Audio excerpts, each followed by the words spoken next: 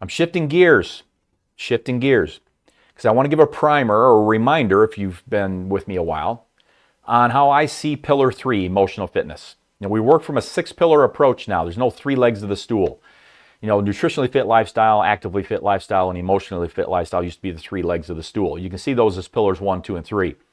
But we've got 6 pillars now. Why, power, triggers, management, engaging, support are the other 3 beyond emotional fitness.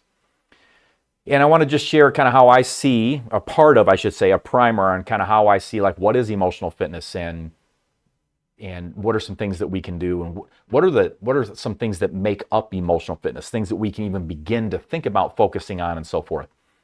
Remember this, any of the 6 pillars can be a showstopper. Literally any one of them can be a showstopper, stop success. But also any one of them can be a game changer. You might be strong in 5 of the 6 and still be struggling. And when we get that 6th one, whatever it is for you, whichever one of the 6 it is, strengthened, shored up, working for you rather than against you or you against it, it can truly be a game changer. All right? What is emotional fitness? Being emotionally fit means we have good self-awareness. We feel authentically good more often. We're better able to overcome challenges, make good decisions in the face of adversity. Resilience and self-regulation represent this. And we're able to maintain a more positive outlook on life. This is, to me, what exemplifies emotional fitness mostly. Again, kind of more like a working definition, but just bear with me. Viktor Frankl was an Austrian psychiatrist and Holocaust survivor. A famous Viktor Frankl quote is, "Between the stimulus and the response, there is a space. In that space is our power to choose our response. In our response lies our growth and our freedom." So much of what we need to be successful in transformation and honestly in life is driven greatly by this right here. Between the stimulus and the response, there is a space. In that space is our power to choose our response. In our response lies our growth and freedom. It's critical as we go through this journey of transformation, as we go through the struggles, as we go through discomfort, it's critical that we see there is a space. A lot of times, it's stimulus response. Let me do it like this so you can see me. A lot of times, we aren't even aware there is a space. We're so buried in emotional distress and anxiety. I'm going to talk about that. Our emotional fitness isn't at a level that we can get it to, that it needs to be. And it becomes stimulus response, light switch, no space. No space, no place to pause, no place to even make the choice. Just stimulus response. This happened, I drink. This happens, I eat. This happens, I pick up the donut. This happens, I do this. This happens, I lay down for the next 5 hours. So it's critical that we see there is a space. And it's critical that more often than not, when we do see the space, that we recognize that the choice is ours for what to do, what our response will be, and then ultimately responding in ways that further growth and progress toward our goals, and an identity that we are proud of. By strengthening emotional fitness and feeling authentically good more often, it's easier to see that space between the stimulus and the response. It's easier to press the pause button in that space. It's easier to collect our thoughts in that space and choose the better response. With stronger emotional fitness, we win that space more often. When we're emotionally fit, we're better able to handle whatever life throws at us on any given day. In moments of stress, we're better able to make better decisions. For weight management purposes, maybe the best way I can describe emotional fitness is that once you know the right foods to eat, pillar 1, the right combinations, still pillar 1, and the right portions, all pillar 1, stronger emotional fitness allows you to make good choices more often, even when you've had the long, hard, stressful day.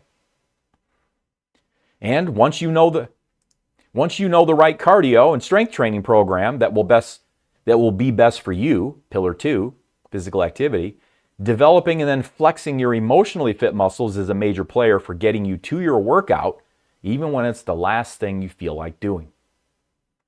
Becoming more emotionally fit makes actually doing pillars 1 and 2, the nutrition and physical activity work, easier, more consistent, more sustained. Be there, no mistake. A successful body transformation is an inside-out job. Strengthening emotional fitness is the inside work. Now, this list is not exhaustive, and I'm not going to go into details here. You'll see why in a minute. But from my 30 years of studying it, emotional fitness that is, and working with real people every day in the trenches, striving to achieve incredible goals and transformation, I see the following as the primary contributors to emotional fitness: focus, control, gratitude, sleep, self-care, feed the soul, connection, compassion, journaling, novelty. We need some new. Not everybody needs the same amount. Eating 90% real food. Ultra-processed food clouds the mind, creates depression, fogginess, moodiness, deficits of attention, deficits of intelligence, definite deficits of emotional stability. Exercise boosts all of that in a positive way. Mindfulness, meditation, faith, fun, relaxation, music, laughter, some morning sun, learning something new, reconciling trauma and reconciling the past. Speed mourning, learning how to mourn in a speed-like fashion, non-lethal loss. Overcoming ambivalence, forgiveness, rewriting our story. We've all got stories. What's yours? How's it helping you? How's it hurting you? And proactive anxiety management. So in this episode, I'm going to spend some time here on the very last one, proactive anxiety management. Recently, I've been thinking of the endless supply of anxiety in our modern era as the wheel of anxiety, like on the Wheel of Fortune game show. Except that instead of money in each slot, it's all the sources of anxiety possible in our modern era.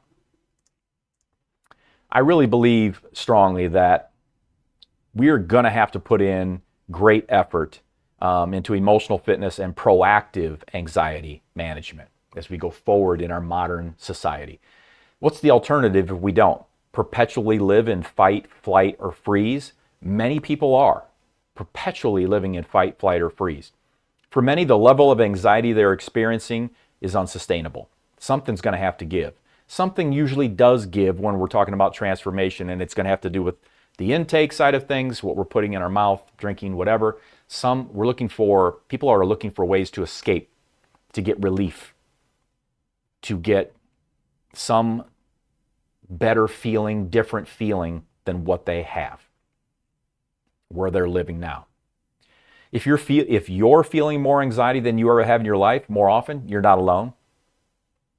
There is an endless onslaught of world issues, 99.9% of which we can do nothing about at the individual level, that if we allow them to dominate our consciousness, they can be crippling to progress and general life happiness.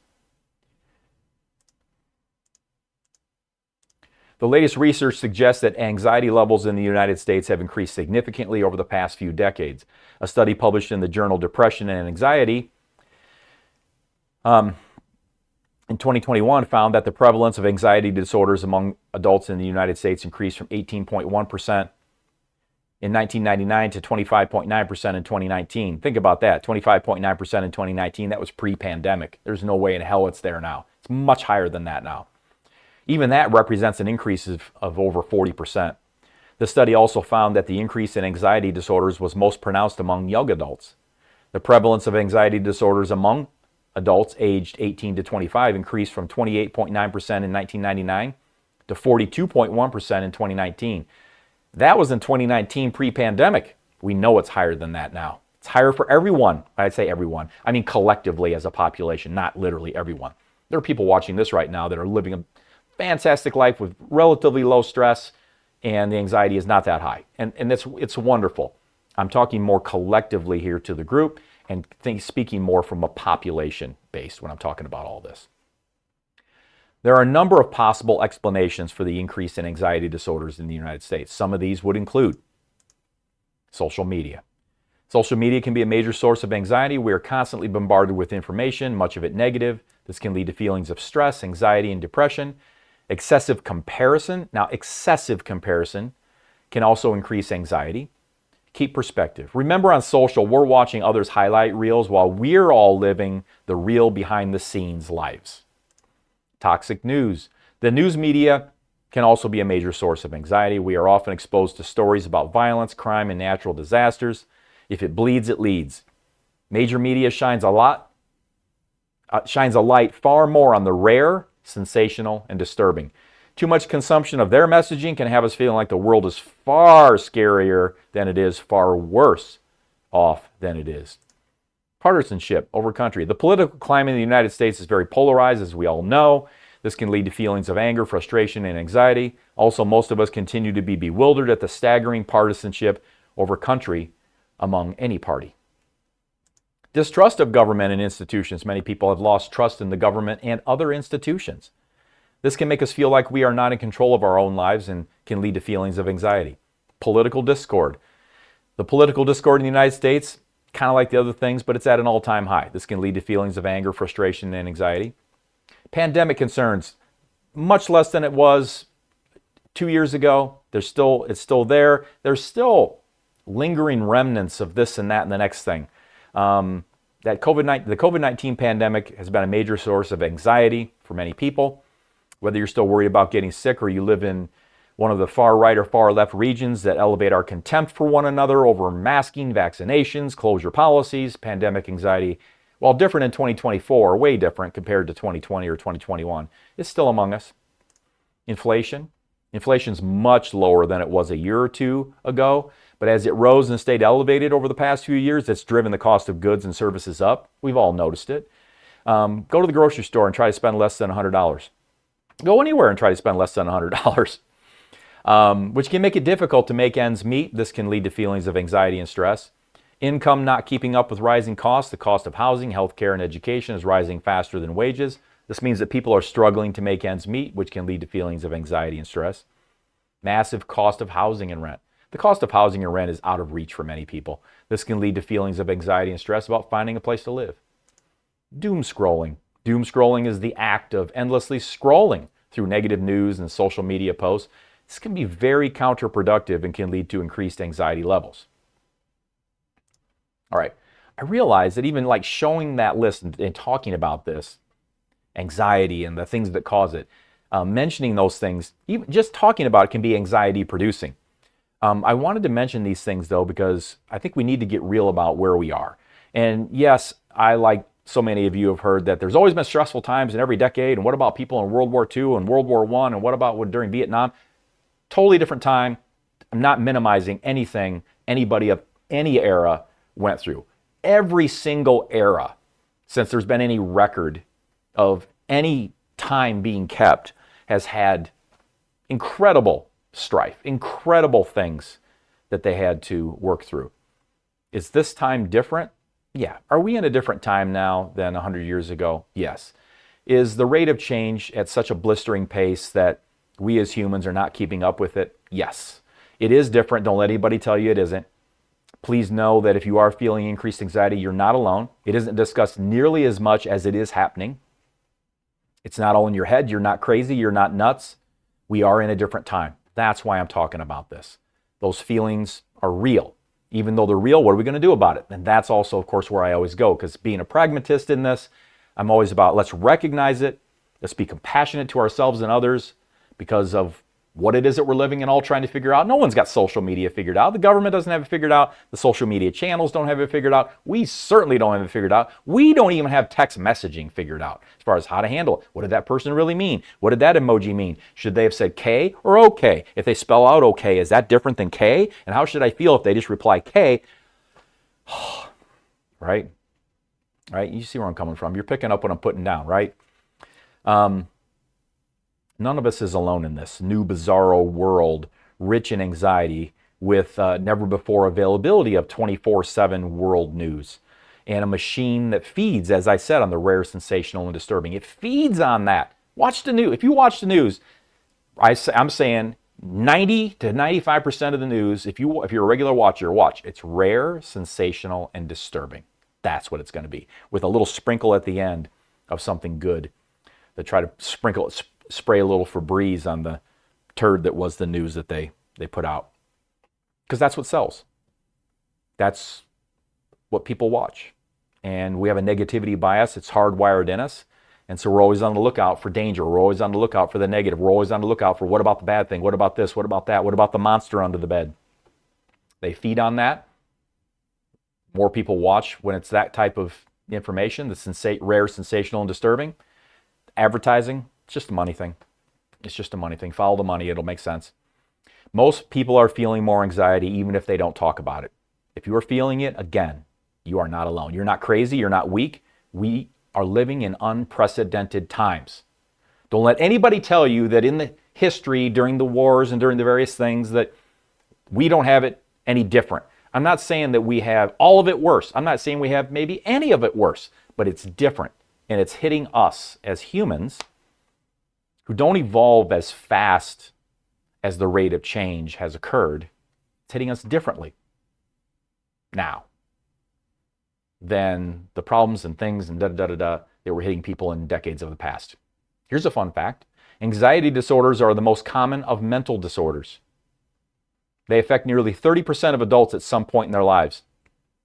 And the second reason I wanted to go through that list and talk about this is I want to share some of the common sources of our anxiety, because maybe if we know some of the common sources, it can help us for executing on proactive anxiety management.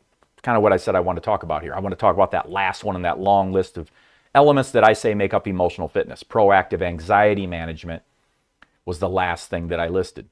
So what do I mean by proactive? In my view, proactive means an energy dependent. It's going to require some energy. You're going to have to put some thought and effort and consciousness into it. It doesn't just naturally happen for most of us.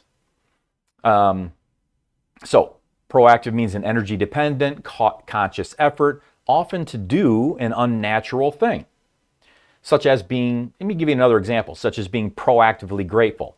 When I talk and teach about gratitude, I say we want to be proactively grateful, not just reactively grateful. Reactively grateful is when we say thank you because someone did something nice for us. And hopefully we're at least there, where you at least have reactive gratitude, where you're still saying thank you when someone does something even remotely nice for you. That's reactive gratitude, though. That's different than proactive gratitude. Proactive gratitude is when we can be grateful at a level that will serve us and others much better. Proactive gratitude is when we are appreciative of the smallest of things, when no one did anything for us. We're grateful for the smallest of things related to God or a higher power, if you have that. And if you don't, then grateful about the smallest thing about yourself. Grateful about the smallest thing about someone else. Grateful about the smallest thing related to something related to the world. When we are proactively grateful, which takes energy and conscious awareness to do that, proactive, we're going to be better able to serve others. Proactive gratitude is actively looking for the good, looking at the smallest things to be grateful for, and then taking the time to express gratitude to others. There's an old dating thing that cracked me up, decades ago, and I still remembered it. I still just thought of it now. It makes me think of it when I'm talking about proactive gratitude if we don't express it. Not expressing your gratitude in a proactive way is like winking at a girl in the dark. You know you're doing it, but she doesn't. So to be proactive means to let others know. My working definition of proactive anxiety management is actively applying energy and conscious thought to establishing boundaries and reducing exposure to toxic or negative inputs to safeguard emotional well-being and minimize generalized anxiety in the modern era. Applying energy, actively establishing boundaries, reducing exposure to toxic or negative inputs, whatever that may be. Could be people, places, things, delivery systems, digital, whatever it may be. I believe we need to be proactively safeguarding our emotional fitness by practicing good emotional fitness hygiene, proactively reducing and replacing anxiety-producing sources, and proactively setting boundaries. We are biologically hardwired toward negativity bias. Evolutionarily, it makes sense for survival. If we're on the lookout for danger, and if we don't engage in proactive anxiety management, we're very likely to tilt toward fight or flight or freeze responses as we're constantly bombarded with anxiety producers. So, the proactive part of proactive anxiety management, PAM, means it's going to require effort towards something not natural. That is, to look away from the supposed source of danger and toward other things that are anxiety reducing. A huge part of proactive anxiety management is doing our best to engage in all of the other emotional fitness elements that I just briefly mentioned earlier. Go into more of those on a more detailed covering of emotional fitness. This one's more about just a primer on emotional fitness with a discussion of a topic that I doubt most of you or hardly any of you have heard: proactive anxiety management. In addition, specific to PAM, a primary element for PAM is setting boundaries.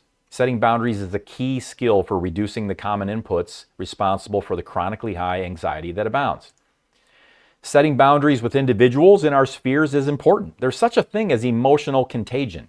It's the idea that emotions are contagious, and people can unconsciously, quote, catch, unquote, the feelings of others through nonverbal cues, facial expressions, tone of voice, and body language. The emotions of those we spend the most time with can become contagious to our emotions. Their emotions can spread to us. If we interact too often with negative Nellies and or those who have forgotten that we don't talk about religion and politics in public circles, and or those who are perpetually spun up like the Tasmanian Devil, remember that cartoon? I do, the Tasmanian Devil, where everything in their orbit takes a hit from their hunger for worry, turmoil, and discussion of all things worry and turmoil related, our anxiety takes a hit if we spend too much time with those people. Therefore, we need to establish boundaries for ourselves with those people. Boundaries are psychological and emotional limits that define what behavior you find acceptable and unacceptable from others. Establishing boundaries is a healthy form of self-care and self-respect, allowing you to protect yourself from harm. Setting boundaries when dealing with anxiety-producing people is a crucial aspect of maintaining our mental and emotional well-being. It requires self-awareness, clear communication with them, consistency, and sometimes making difficult decisions to protect ourselves. Dealing with toxic people can be emotionally draining, right? We'll need to prioritize. In this process, why am I talking to you here? I'm your health coach. I'm a transformation coach. I'm a body recomposition coach. Moving more toward life coaching. I spend a lot of time in life coaching. And all throughout this, I know how critically important it is, especially in this modern, crazy era that we're living in, that we have to engage in proactive anxiety management. We're going to have to prioritize emotional fitness. We can't just let it happen. We can't just let be whatever will be. We can't just let all of these sources of anxiety just be allowed to enter our visual and auditory and sensory spectrums whenever they want, whenever it seems natural. We're going to have to protect. It's going to have to be a proactive and energy-dependent, conscious effort to protect ourselves and set boundaries when necessary, as necessary, to prioritize emotional fitness elements so that we have emotional reserve. So we have bandwidth to see that space between the stimulus and the response, to even see the space, and then to be able to press the pause button for just a second or two in that space, and then to be able to make that better choice between the stimulus and the response, the better choice of response. It can be helpful to seek guidance from a therapist or a counselor who can provide strategies for coping with toxic relationships and setting boundaries effectively. They can also help you explore any underlying patterns that might be contributing. How are you contributing to these interactions with these toxic people? What are you allowing? As you are able, as it fits within the realistic living that is your life, distancing, disconnecting, or limiting exposure are often key elements for setting boundaries. Your mental and emotional health should always be your top priority. Surround yourself with people who uplift and support you. Building healthy, positive relationships can help provide a buffer against the negative impact of toxic individuals. This falls into the social connection element of emotional fitness, but it highlights the importance of choosing connections that are good for our souls, more positive than negative to our emotional fitness. Beyond setting boundaries for the anxiety-producing individuals in our lives, something we can do for proactive anxiety management is to reduce doom scrolling. It's an actual term, doom scrolling, and replace it with things that are better for our emotional fitness. Doom scrolling refers to the habit of endlessly scrolling through social media or news websites to consume a never-ending stream of negative or distressing information. It often involves reading about catastrophic events, crises, or other unsettling topics which can generate feelings of anxiety, stress, or despair. It's really easy these days to get sucked into the endlessly scrolling news and social feeds, just consuming one negative or stressful headline after another. I get wanting to stay informed. If you do, but at a certain point, mainlining doom and gloom, which sells more, as I said, that's why they do it. It's a money thing, 100%. And it, being a money thing, and being it's something that it sells more, it keeps attention better. Again, for more positive views, more likes, more comments, more spreads, more shares, more money, more advertising. It's just unhealthy. Spend too much time mainlining that stuff when we know why it's being done. We know why. There's so much good out there. And when it's 95% rare, sensational, disturbing, and we know why, no thank you. It ramps up your anxiety and stress levels. It can. Not for everybody. Not everybody's the same. We're not all in the same boat there. We don't all respond the same to this stuff. But I've got to be protective of you as a group. I've got to be protective of the more than most who have a generalized anxiety higher now than when I was coaching 5 years ago, than when I was coaching 10 years ago, 15 years ago, 20 or 25 years ago. There's always been stress. The generalized anxiety is higher now, for sure. Studies say it, experts say it, I see it, I feel it to some degree myself, and I see it. You just see it. Keep your eyes open, look around, you see it. There's so much good, but I see what you all are conveying to me. I hear it, I see it, I feel it, and it's different now. So I'm trying to put things in place, help you put things in place to bring it down, reduce it, set up boundaries. And if we're more aware of these things, that's my goal, is to inform you so that you can make a decision that's best for you. We aren't all the same. We don't respond all the same to this stuff.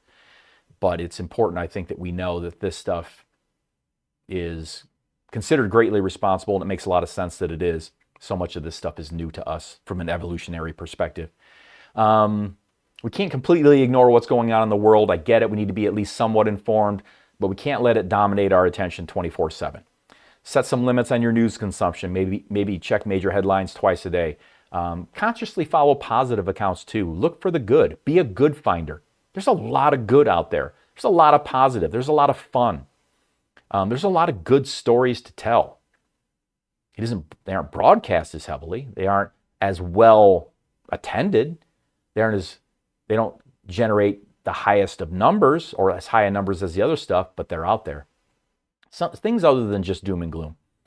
It also helps to notice how you feel after a doom scrolling session. Again, not everybody's different.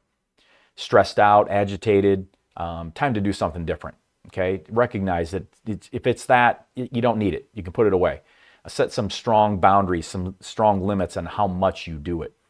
We all need a break from the negativity sometimes. Stay informed, at least to some degree, but also protect your mental health. That's number one. Mental and emotional health, number one. Far more than being informed by whose delivery of the information. Don't let the endless scroll suck away your serenity. Okay, getting close here. So instead of doom scrolling, what can we do instead?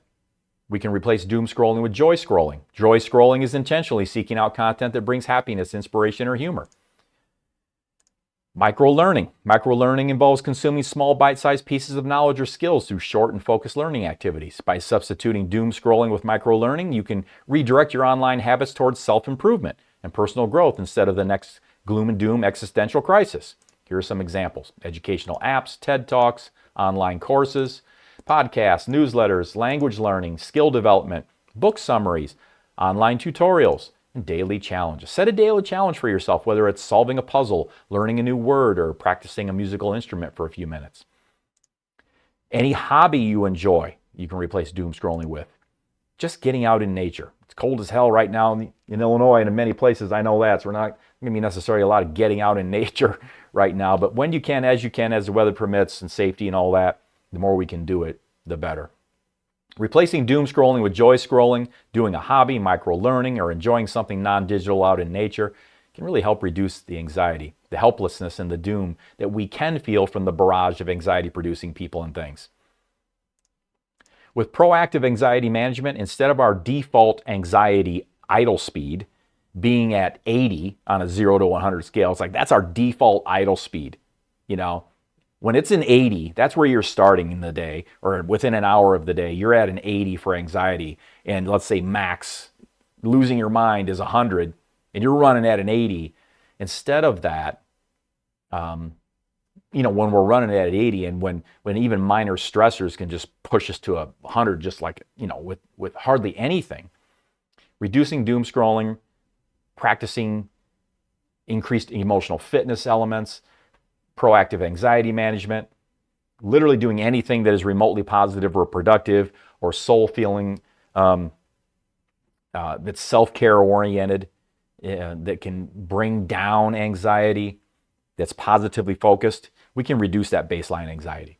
As we decrease our baseline anxiety, we increase our bandwidth to handle the inevitable crises that, in our own unique and varied ways, are coming. The crises are coming. They are. Life isn't going to stop delivering the next blow. It's going to. So we can't ask for it to stop.